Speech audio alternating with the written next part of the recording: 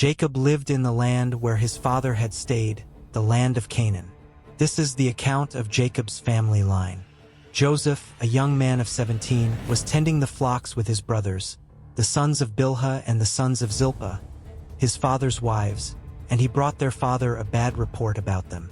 Now Israel loved Joseph more than any of his other sons, because he had been born to him in his old age, and he made an ornate robe for him.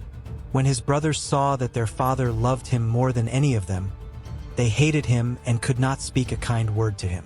Joseph had a dream, and when he told it to his brothers, they hated him all the more.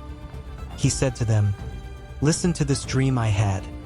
We were binding sheaves of grain out in the field when suddenly my sheaf rose and stood upright, while your sheaves gathered around mine and bowed down to it." His brothers said to him, "Do you intend to reign over us? Will you actually rule us?" And they hated him all the more because of his dream and what he had said. Then he had another dream and he told it to his brothers. "Listen," he said, "I had another dream, and this time the sun and moon and 11 stars were bowing down to me." When he told his father as well as his brothers, his father rebuked him and said, "What is this dream you had? Will your mother and I and your brothers actually come and bow down to the ground before you?" His brothers were jealous of him, but his father kept the matter in mind. Now his brothers had gone to graze their father's flocks near Shechem, and Israel said to Joseph, "As you know, your brothers are grazing the flocks near Shechem. Come, I am going to send you to them." "Very well," he replied.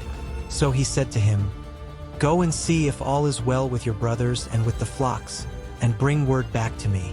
Then he sent him off from the valley of Hebron. When Joseph arrived at Shechem, a man found him wandering around in the fields and asked him, "What are you looking for?" He replied, "I'm looking for my brothers. Can you tell me where they are grazing their flocks?" "They have moved on from here," the man answered. "I heard them say, 'Let's go to Dothan.'" So Joseph went after his brothers and found them near Dothan. But they saw him in the distance, and before he reached them, they plotted to kill him. "Here comes that dreamer," they said to each other. "Come now, let's kill him and throw him into one of these cisterns and say that a ferocious animal devoured him. Then we'll see what comes of his dreams." When Reuben heard this, he tried to rescue him from their hands. "Let's not take his life," he said. "Don't shed any blood. Throw him into this cistern here in the wilderness, but don't lay a hand on him." Reuben said this to rescue him from them and take him back to his father. So when Joseph came to his brothers, they stripped him of his robe, the ornate robe he was wearing, and they took him and threw him into the cistern. The cistern was empty. There was no water in it. As they sat down to eat their meal, they looked up and saw a caravan of Ishmaelites coming from Gilead. Their camels were loaded with spices, balm and myrrh, and they were on their way to take them down to Egypt. Judah said to his brothers, "What will we gain if we kill our brother and cover up his blood? Come, let's sell him to the Ishmaelites and not lay our hands on him.